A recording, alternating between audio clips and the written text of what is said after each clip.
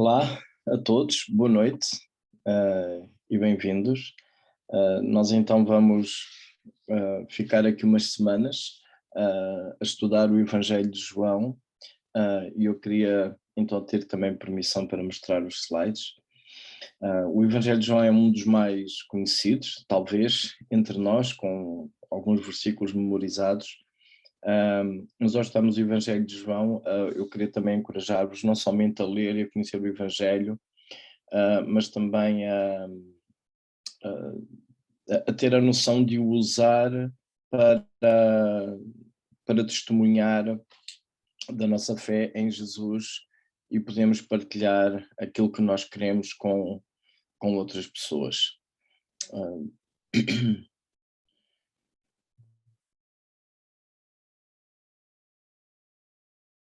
Ok, penso que estão agora a ver o meu ecrã dentro de algum tempo. Creio que sim. Está um pouco lento ainda.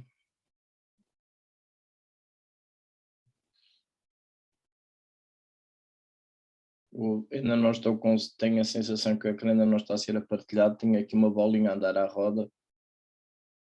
Não sei se alguém me pode confirmar neste momento o que vocês veem. Sim, ainda não está a dar, Paulo. Ainda não está. Ok.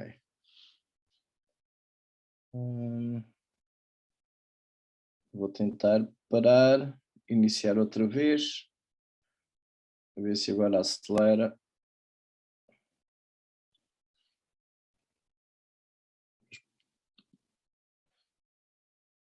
Acho que não está a iniciar. Project ou João em inglês ou John em João em português ou John em inglês. Há um grupo dos Estados Unidos que eles têm feito um bom trabalho sobre toda a Bíblia, incluindo o Evangelho de João, com uma série tem 2 vídeos, neste caso sobre João, e talvez vocês podem ir lá assistir, acho que já está também traduzido para português, e tem uma boa estrutura, dá uma boa perspectiva sobre o Evangelho de João.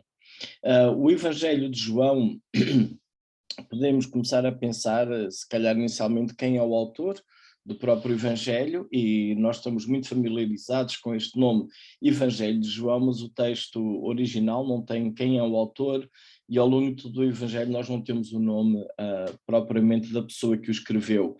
Muitas vezes temos aquela expressão que é aquele discípulo a quem Jesus amava, algo assim, em que o autor apresenta-se dessa forma, não de uma forma tão direta e explícita, dizendo quem ele é. E então algumas pessoas entendem que seria João, filho de Zebedeu, irmão de Tiago, que é assim apresentado no Evangelho de Mateus. Há uns que também entendem que pode ser João presbítero, portanto, autor da segunda e terceira carta de João. Mas seja como for, não é algo tão importante assim para a compreensão do próprio Evangelho, e o mais provável, pelo menos, eu penso que o autor seria esse discípulo de Jesus, então filho de Zebedeu. A altura em que João escreve, ele é dos autores mais tardios que nós temos do Novo Testamento. Então, se olhar neste diagrama aqui, aquilo que sai da pena de João vem mais para o fim do primeiro século. Temos primeira, segunda e terceira cartas de João, por volta dos anos 85 a 95, depois temos o Evangelho, entre 89 e 96, e depois, por último, então já praticamente no fim do século, nós temos o livro de Apocalipse. Durante este período, e durante o segundo e terceiro séculos, começam a surgir a desenvolver-se ideias filosóficas de base grega, que irão dar mais tarde àquilo que será chamado de gnosticismo, uma corrente que afirmava então que o homem poderia alcançar a eternidade, um estado eterno, através do conhecimento, algo que seria para um determinado grupo de iluminados, que teriam alguma revelação especial, e se vocês tiverem lembrarem, há uns tempos atrás havia algumas polémicas que surgiam até nos mídias acerca de alguns evangelhos, como o evangelho de Judas ou de Filipe, chamados os evangelhos apócrifos, com algumas histórias que são então desses períodos do terceiro século, algo assim, baseados nessas ideias. Essas ideias, o que é que elas têm então? Basicamente olham para aquilo que Jesus diz numa perspectiva de sabedoria, de conhecimento, de como que um desenrolar de uma verdade que estaria oculta, um revelar de uma verdade que estaria oculta. Através dessa verdade o homem iria adquirir um novo conhecimento, e esse novo conhecimento então iria-lhe permitir alcançar a eternidade, um estado com os deuses, alguma divindade, algo do género. E o João, ao escrever, ele também já deixa alguns traços lutando com essas ideias, e ele quer, sobretudo, que quem lê o seu evangelho perceba quem é Jesus, e ele lida tanto dentro de uma cultura judaica, conhece o Antigo Testamento, que está familiarizado com expressões do Antigo Testamento, mas também que já está familiarizado com estas novas correntes de pensamento grego que se estavam a desenvolver na época. O Evangelho de Joel também tem uma característica bastante interessante quando nós pensamos em termos de arqueologia para fundar a mesma verdade das Escrituras, no sentido de a possibilidade de ter sido um dos discípulos de Jesus, neste caso João, a escrever o Evangelho. Isto porque hoje há uma grande corrente que diz que todos os livros do Novo Testamento foram escritos muito recentes, e então teria a fidedignidade ou veracidade dos conteúdos dos Evangelhos.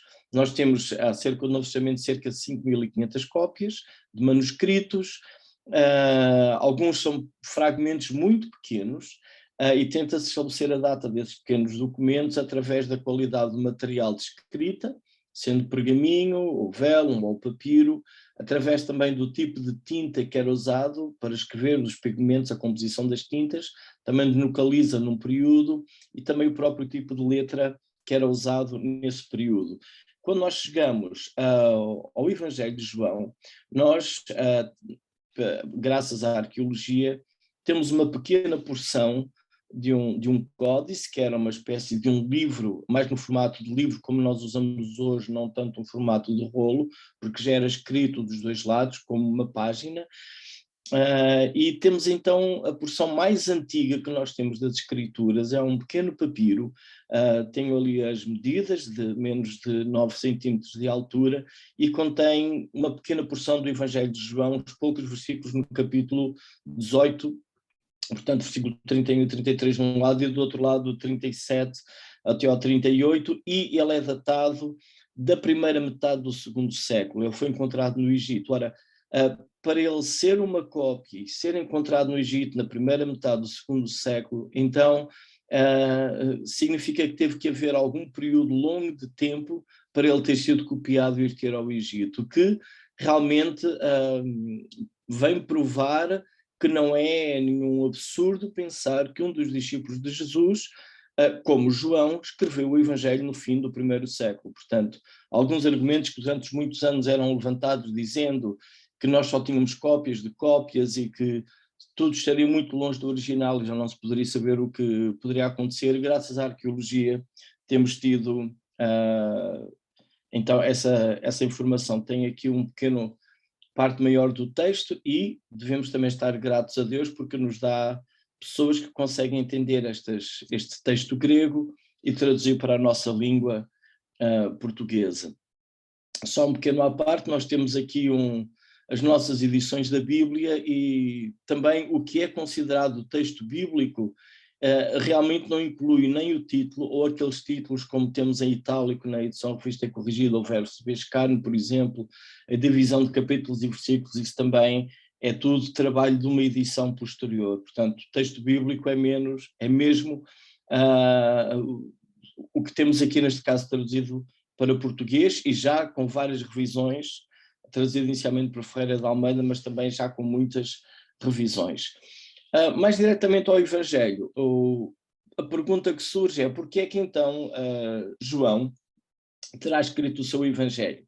E talvez se eu perguntasse um versículo importante no Evangelho de João, se calhar poderíamos citar vários versículos de João 3,16, Jesus é o caminho, a verdade e a vida, etc. Mas um texto extremamente importante que eu queria vos encorajar a memorizarem é o que nós temos nos versículos 30 e 31 do capítulo 20. Porque ali João finalmente esclarece, quem está a ler o seu Evangelho, porque é que ele escreveu e dá-nos até uma pista porque é que ele escreveu. Então ele escreve assim, na verdade, portanto já chegados quase ao fim do Evangelho, estamos a fazer uma espécie de um salto, não é? Em vez de começarmos no início, estamos a olhar para o fim. Mas ele então diz, na verdade, Jesus fez diante dos discípulos muitos outros sinais que não estão escritos neste livro. Estes, porém, foram registados para que creiais que Jesus é o Cristo, o Filho de Deus, e para que, crendo, tenhais vida no seu nome. E olhando para aquilo, nós devemos perceber um pouco também o porquê é que João escreveu e da forma que ele escreveu. Primeiro, João não está a relatar tudo o que Jesus disse e tudo o que Jesus fez. Ele afirma, de forma honesta, que Jesus fez muitos outros sinais que não estão escritos aqui no Evangelho. Portanto, se o leitor for para Lucas, para Mateus, e ler outras coisas que Jesus fez, não é caso para ficar surpreso porque é que João não escreveu. Porque a intenção de João não é relatar tudo o que Jesus disse e tudo o que Jesus fez. Esse não é o propósito dele. O propósito que ele tem é registrar alguns que ele selecionou, porque João tem algo em mente. E através disso que ele tem em mente, aquilo que ele tem em vista e quer produzir em mim como leitor, é que ele fez esta seleção daquilo que Jesus fez e daquilo que Jesus disse. E o que é que João tem em mente?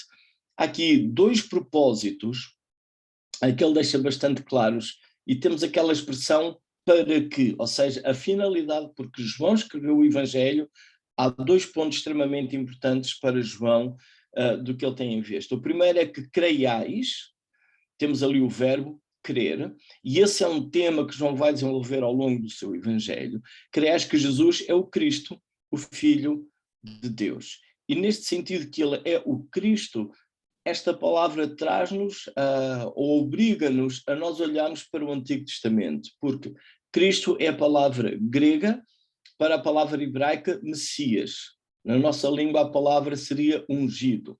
Portanto, era como se estivéssemos a ler, creiais que Jesus é o Messias, ou creiais que Jesus é o ungido, o Filho de Deus. Então, só aqui nesta frase, ele explicando que Jesus é este ungido de Deus, este Messias ou este Cristo, obriga-nos a olharmos para o Antigo Testamento e percebermos o que é que o Antigo Testamento fala acerca de alguém, de um ungido de Deus, de um Messias que iria vir, que iria ser enviado, que textos falam, etc. E João vai tendo um pouco aqui e ali essa informação do Antigo Testamento e é extremamente importante estarmos atentos a isso.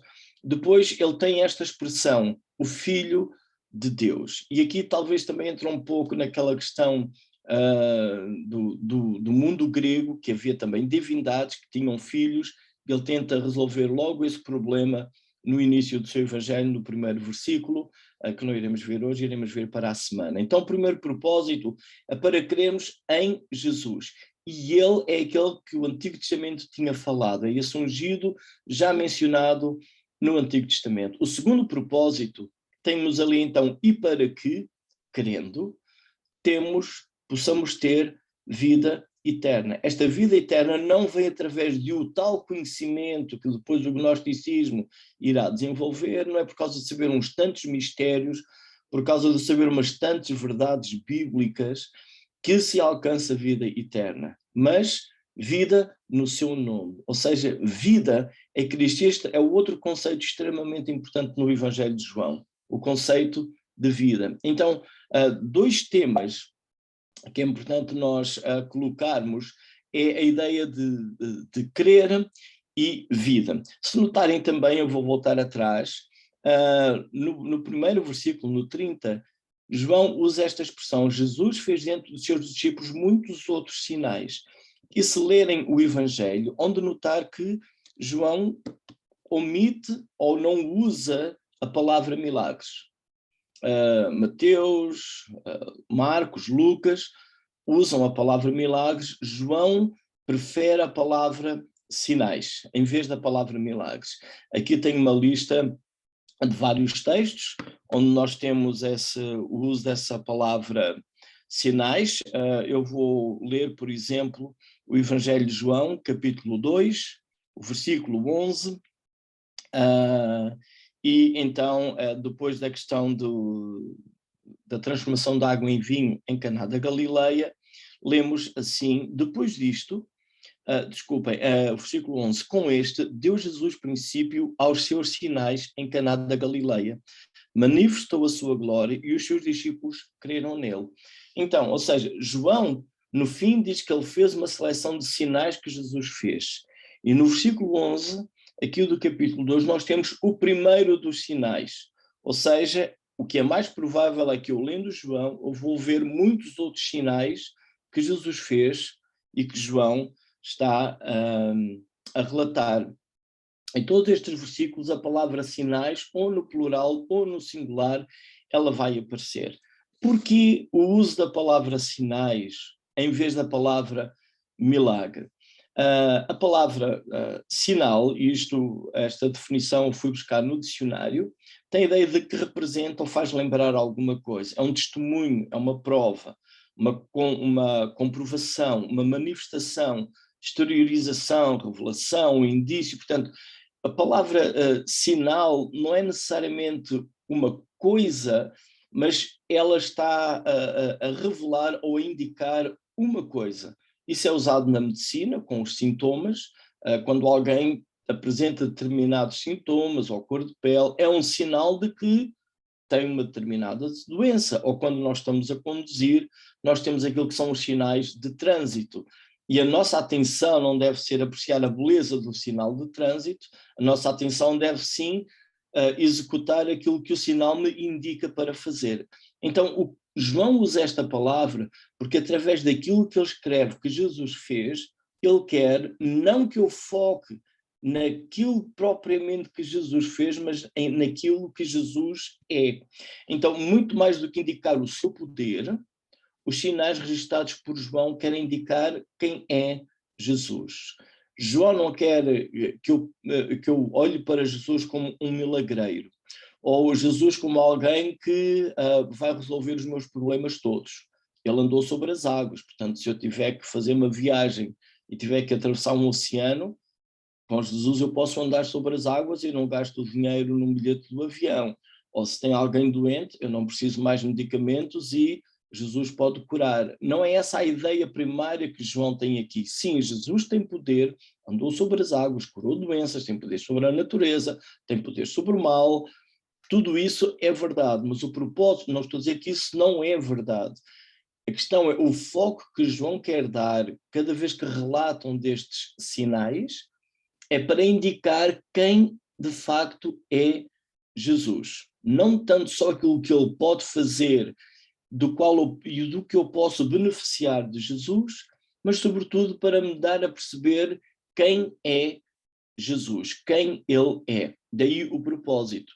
Sinais foram selecionados, foram escritos para que eu creia, e crendo em Jesus, creia que ele é o Messias, o ungido, o Cristo, o Filho de Deus, e crendo eu posso ter vida no seu nome. Ou seja, eu ao ler o Evangelho de João, quando leio que Jesus transforma água em vinho, que Jesus curou alguém, um cego, algo assim, ou que Jesus multiplicou pães, o que João quer que eu entenda não é que eu posso ter pão de graça, o que João quer que eu entenda é que Jesus é o Cristo, Filho de Deus, e eu crendo nele posso ter vida eterna.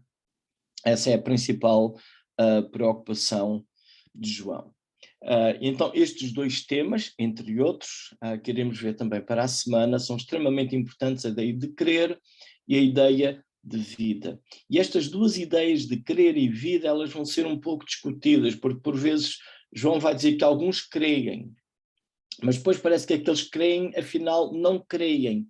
Quase que podemos fazer a pergunta, ou uma afirmação: há crer e há crer. Há crer em Jesus e há crer em Jesus. Há uns que creem em Jesus e a motivação deles é uma. Outros creem em Jesus e a motivação deles é outra. Uns creem em Jesus e esperam deles algumas coisas. Comida, por exemplo. Outros creem em Jesus e o que esperam nele? Vida eterna. E cabe a mim também, leitor, ou eu, enquanto partilho o Evangelho de João com alguém, eu a perceber-me desta preocupação que João tem ao usar estas palavras de crer e a palavra vida. Uma forma simples de dividir o Evangelho seria em 4 momentos, digamos assim. Os primeiros 18 versículos, que nós iremos estar a estudar para a semana, que é um prólogo onde João faz uma introdução ao seu Evangelho. Ele explica logo bem no início quem Jesus é, e há uma série de temas, de palavras, de ideias, de contrastes, que ele põe naqueles primeiros 18 versículos e vai desenvolvê-los ao longo de todo o Evangelho. Então, eu queria vos encorajar para o estudo da próxima semana, vocês lessem estes primeiros 18 versículos e de facto pudessem pegar num bloquinho de notas, num papel e num lápis e anotassem algumas palavras importantes que João vai ali usar. Palavras como vida, palavras como luz, ou os contrastes de trevas, etc. E verem que estes temas são extremamente importantes e ao longo de todo o Evangelho João vai desenvolver estes conceitos. A ideia de querer está ali presente. E tudo isto vai ser desenvolvido como que este prólogo é uma pequena introdução e tem uma condensação de tudo aquilo, então, que João vai desenvolver ao longo do seu Evangelho. Depois temos um bloco grande, 12 capítulos, digamos assim, em que João vai quase que alternando entre um sinal, um milagre, um sinal, vou usar aqui a palavra sinal porque é a palavra que João usa, em que João usa um sinal de Jesus e um discurso. Um sinal e um discurso. E dá a ideia que os discursos vão explicando os sinais e os sinais vão nos introduzindo aos discursos. Qual é o propósito? Eu perceber quem é Jesus. Depois do capítulo 13, então nós temos uma mudança do Evangelho. Se nos primeiros 12 capítulos nós encontramos Jesus na rua, fala com as pessoas, viaja, está na rua. Os outros capítulos, do 13 até ao 20, é como que João registra um momento de Jesus mais recatado com os seus discípulos, em que ele fala com eles, e esse tempo antecede a cruz. E temos do versículo 13 até ao 20. A partir do capítulo 13, há muito mais aquilo que Jesus fala, de uma forma mais privada com os seus discípulos, e parece que há uma série de eventos que se precipitam, todos eles a andar na direção da cruz. O que temos antes do capítulo 13 é como que uma antecipação daquilo que irá acontecer, que é a ressurreição de Lázaro. Se Jesus tem estado ao longo destes 12 primeiros capítulos de João a mostrar quem ele é através do seu poder, dos sinais que ele faz, como ele é o pão da vida, ele é próprio, é a vida, ele na ressurreição de Lázaro, ele dá aquela afirmação de que ele é a ressurreição e a vida. E o que é que vai acontecer do capítulo 13 em diante, como que há um preparar dos seus discípulos para a morte, que irá acontecer, mas também a ressurreição e a vida, não só de Lázaro, mas também agora do próprio Jesus. E depois o último capítulo, então, um epílogo em que João finaliza o Evangelho com um encontro com os seus discípulos. Outra forma, se quiser, um bocadinho mais complicada de dividirmos, é colocarmos este momento de Lázaro, da morte e da ressurreição de Lázaro, no meio destes dois grandes grupos, entre os discursos e a conversa mais privada que ele tem com os discípulos. Então, é outra forma que nós podemos dividir, o capítulo 11 e 12, ficarem ali no meio desta estrutura que João dá, para nos introduzir à demonstração de que Jesus realmente é vida, não apenas ele ressuscita outros, mas ele também dá a sua vida por nós, vai morrer por nós e também irá ressuscitar, vencendo assim a morte. Outra característica bastante importante do Evangelho de João, que iremos ver à medida que nós vamos olhando, é a forma como ele usa números e agrupa ideias. por exemplo, 7 vezes é mencionada aquela expressão eu sou o pão da vida, eu sou a luz do mundo, eu sou a porta das ovelhas, eu sou o bom pastor, eu sou a ressurreição e a vida, eu sou o caminho, a verdade e a vida, eu sou a videira verdadeira. Também há os tais sinais, que já vimos, já mencionei alguns. Ele transforma a água em vinho, há um menino, o filho de um oficial que está doente, ele cura também um homem paralítico, alimenta 5.000, cura o cego de nascença e então a ressurreição de Lázaro, como que antecipando já a sua própria ressurreição. É neste conceito desta expressão eu sou, e isso também nos remete para um conhecimento já do Antigo Testamento. Então é necessário nós estarmos familiarizados já com o texto do Antigo Testamento. Esta expressão eu sou, ela é uma cópia daquilo que acontecia no Antigo Testamento. Então o Antigo Testamento ele foi escrito em hebraico, mas nos dias de Jesus ele já estava traduzido para a língua grega e é conhecido hoje como a Septuaginta. Portanto, cerca de uns 200 anos antes de Jesus ter nascido, o Antigo Testamento, originalmente escrito em hebraico, ele já estaria traduzido na língua grega e era o texto que Jesus e os seus discípulos teriam mais acesso. Aliás, todos os textos do Novo Testamento estão escritos em grego e citam sempre esta versão do Antigo Testamento grega, que é a Septuaginta. E ali na Septuaginta, em várias instâncias, aparece esta expressão eu sou, e com um cunho muito especial, não apenas identificando uma pessoa dizendo, se alguém bate a porta, olha, sou eu, ou algo assim, mas um cunho muito enfático acerca de quem é o Senhor. E alguns destes textos eu creio que estarão familiarizados.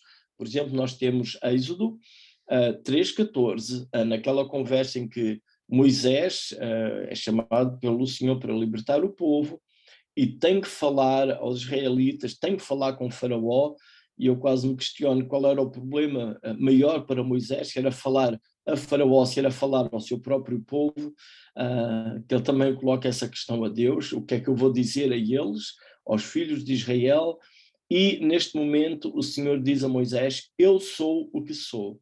Disse mais, assim dirás aos filhos de Israel, eu sou, me enviou a vós. Ora, esta estrutura gramatical ela é extremamente enfática, digamos que o texto deveria ser construído de uma forma diferente para usar aqui a expressão eu sou, mas eu sou não está tanto a ser como que um verbo, mas como que um nome. Eu sou, me enviou a vós. Daí uma expressão que até temos alguns hinos, o grande eu sou. E no Novo Testamento Jesus várias vezes usa esta expressão eu sou, desta forma enfática, desta forma absoluta. Também em Isaías nós notamos duas ocorrências, Isaías 43:10, vós sois as minhas testemunhas, diz o Senhor, o meu servo, a quem escolhi, para que saibais e me criais, e entendais que eu, que sou eu mesmo. Aquela parte entre colchetes fui eu que adicionei, porque o eu mesmo já é uma tradução que o tradutor optou, porque literalmente seria para que entendais eu sou, e que antes de mim Deus nenhum se formou, e depois de mim nenhum Deus haverá. Então, se calhar uma leitura mais literal seria, vós sois minhas testemunhas, diz o Senhor, o meu servo, a quem escolhi para que saibais e me criais e entendais que eu sou, e que antes de mim Deus nenhum se formou, e depois de mim nenhum outro haverá. Então, ao chegar aqui a dizer esta expressão, eu sou, isto remete, a memória de quem lê Isaías, remete para o Êxodo, em que Deus revelou a Moisés dizendo, eu sou, com este tom enfático, e de novo em 46:9, lembrai-vos das coisas passadas da antiguidade, que eu sou Deus e não há outro. Eu sou Deus e não há outro semelhante a mim. Não apenas Deus a afirmar que Ele é Deus, mas que Ele é eu sou. Ele é o eu sou que se revelou a Moisés. Ora, estas expressões e esta ideia de eu sou, de onde vem hoje o nome que nós usamos, Jeová ou Yahvé, vem desta expressão eu sou. Isto era extremamente familiar para os leitores judeus que liam o Evangelho de João, ou que ouviam Jesus, dizendo estas expressões.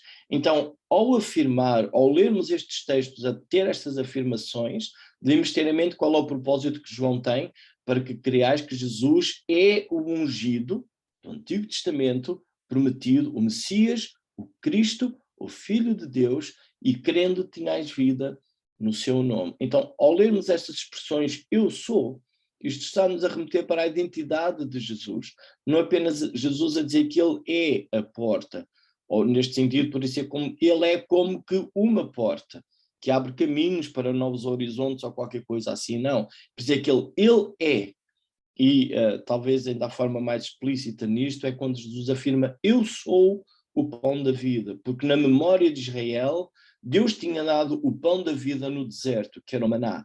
Esse era o pão que vinha do céu. Mas agora Jesus vem e diz, não, eu sou o pão que vem do céu. Não é apenas ele que dá alimento, mas ele é o próprio eu sou. Então estes são alguns pontos que nós devemos ter em mente enquanto lemos o Evangelho de João.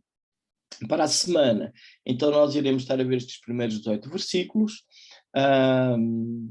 e eu quero vos encorajar a ler, a tomarem as vossas notas, para depois nós podemos então partilhar e conversar um pouco mais sobre isso.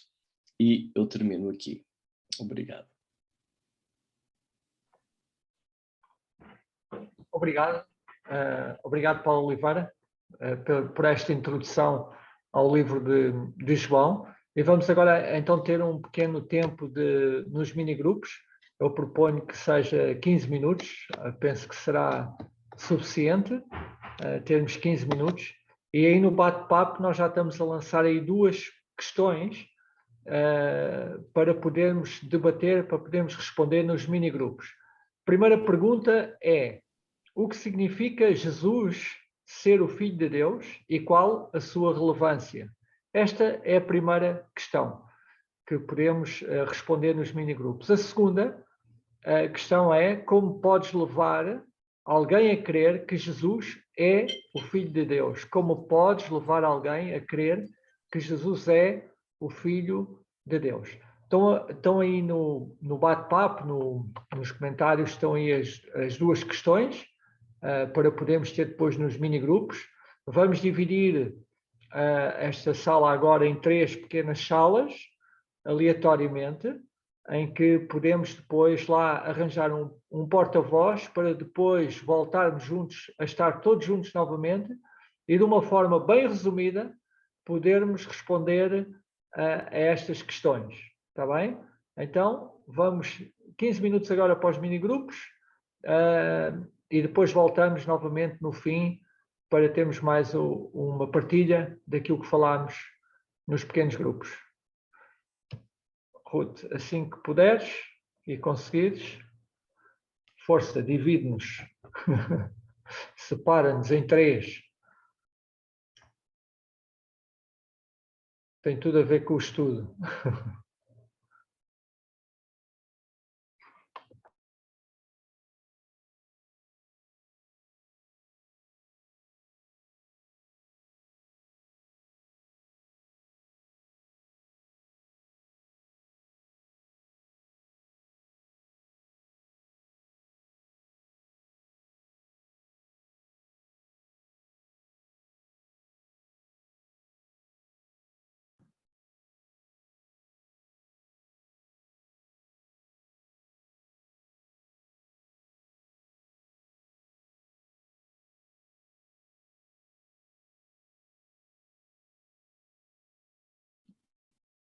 Alô?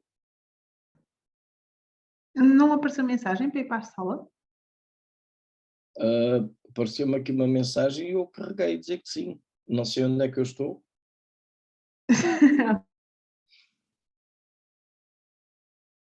Mas não estou sozinho, estou aqui com mais uns tantos.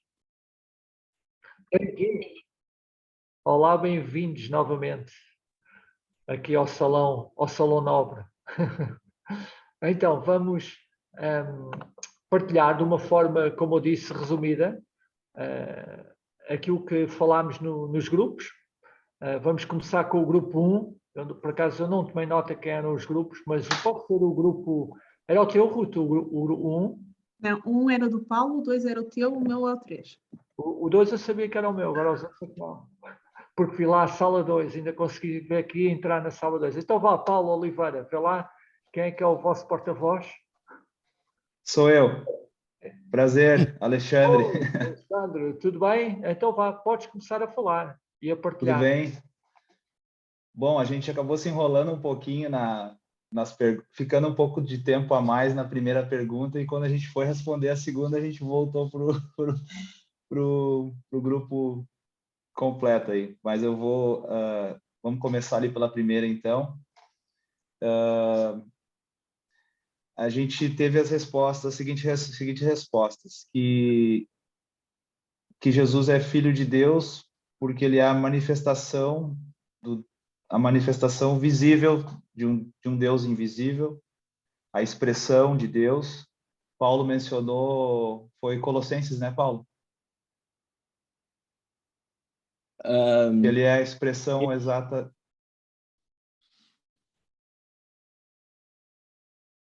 Colossenses 1,15. Colossenses 1,15. Pode falar Colossenses 1,15, por favor? Este é a imagem do Deus invisível. Isso, foi o que eu falei. Quem foi o nome? Foi... Armandino. Não, José Paulo. José Paulo falou que dentro de todos os mistérios que existem, né? A gente pode, através de Jesus, a gente pode conhecer um pouco mais desse Deus através dele, né? Dentro de todos os mistérios que cercam, a gente consegue conhecer mais de Deus. Então seria mais isso, mais como a identidade de Jesus, como essa natureza, né, de Deus. Eu não cheguei a comentar ali no nosso grupo, acabou ficando um pouco de curto tempo, mas eu acho que é mais essa questão da natureza, né? Da natureza de Deus, e que Jesus não é um outro Deus, que ele é o mesmo Deus do Velho Testamento, e era isso aí. A segunda resposta, a gente não chegou a chegar lá. Ok, tudo bem. Então, não tem problema, os outros grupos falarão sobre a pergunta 2, com certeza. Grupo 2, o irmão Zé Água é o portador do grupo 2, porta-voz. Irmão? Em relação à primeira pergunta, obtivemos algumas respostas. A primeira foi que significa ser igual a Deus, embora depois temos considerado que significa que Jesus tinha as características do Pai, características divinas, claro. E foi dado o testemunho, ou o exemplo de, por exemplo, nós conseguimos mostrar a nossa família ao nosso pai através do nosso relacionamento com o amigo. O que quero dizer é que nós, ou melhor dizendo, o que nós quisemos dizer é que só podemos conhecer o Pai através de Jesus, é a única forma. E é olhando para Jesus, é conhecendo Jesus que nós conhecemos o Pai. A relevância disso passa mesmo por esse facto. É porque é a única forma de nós termos relacionamento com o Pai e conhecê-lo, é através de Jesus. Quanto à segunda pergunta, como podemos levar alguém a crer que Jesus é o Filho de Deus, falámos um pouquinho sobre aquilo que o Paulo Oliveira falou desde o início, lembrando a história de Jesus, lembrando como no passado ele era falado também, lembrando os seus sinais.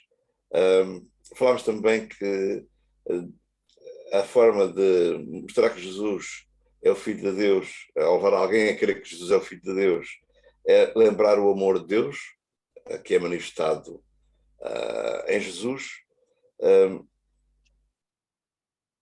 E ainda também falámos um bocadinho de que devíamos contar toda a história, todos os factos, relatando, por exemplo, que a sua morte, a sua ressurreição, como um facto verídico, e não como uma história, como uma realidade que aconteceu e que isso nos pode levar a Jesus.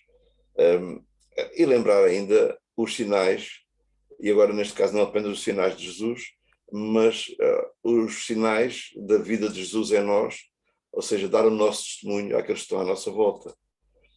E já ao cair do pano fomos lembrados que não somos nós que convertemos ninguém, mas é o Espírito Santo. Obrigado, irmão Seago. Obrigado, grupo 2 também. Agora falta o grupo 3, que é o porta-voz do último grupo. A gente esqueceu-se de definir essa parte. Rapidamente, agora em direto.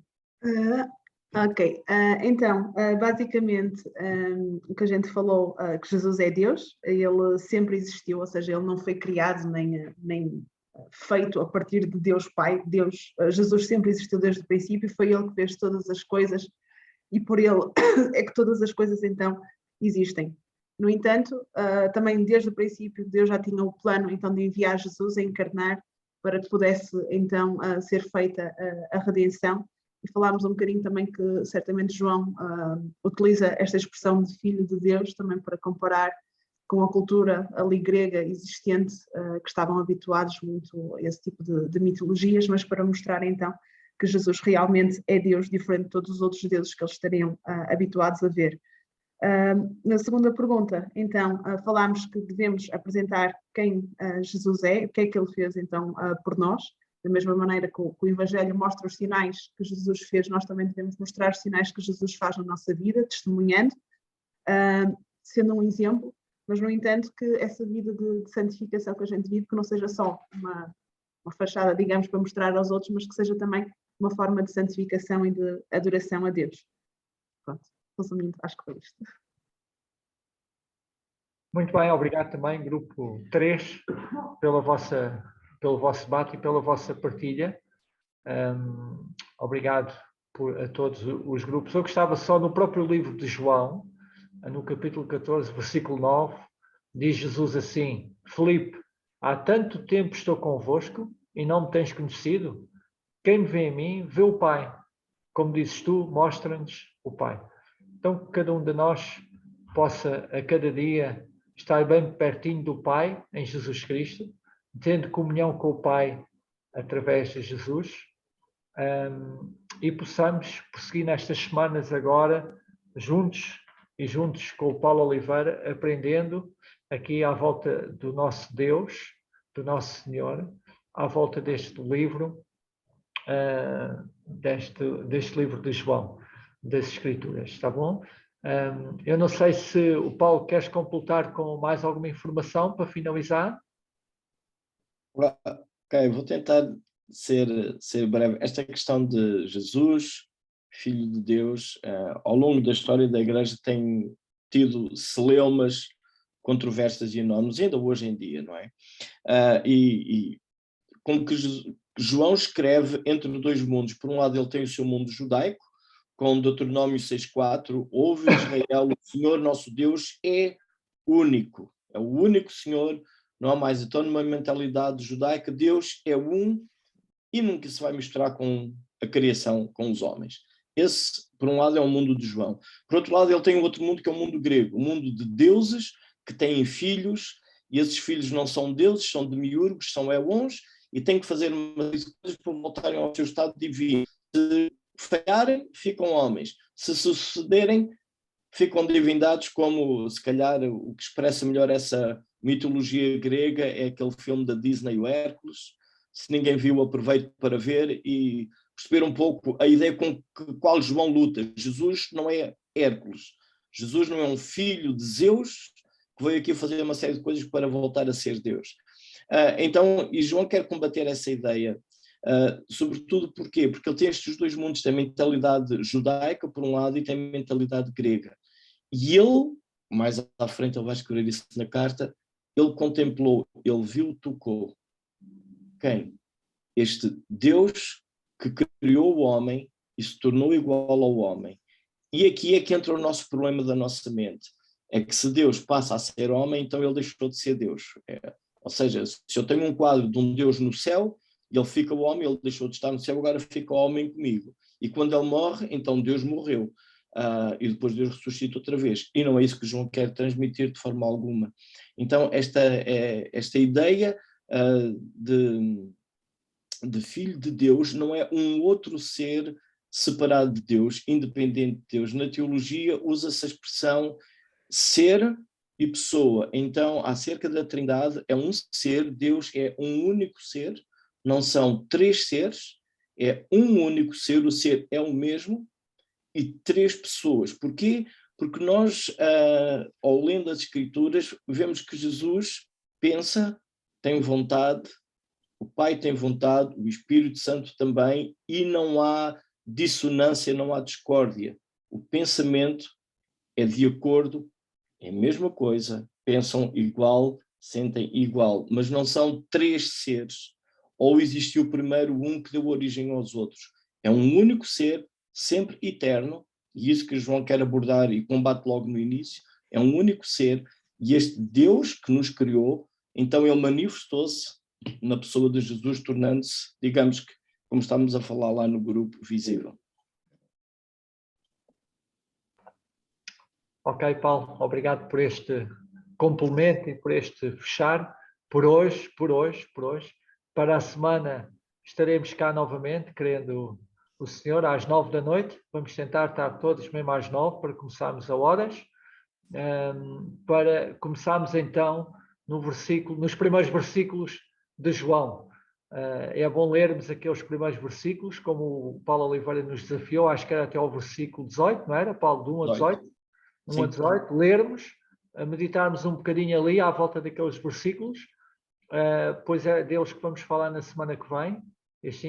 Assim já vimos com o contexto também um pouco. Antes de finalizarmos com a oração, entretanto, agora no fim chegou o presidente da CIP, Sr. Pedro Costa, nosso presidente. Não sei se tens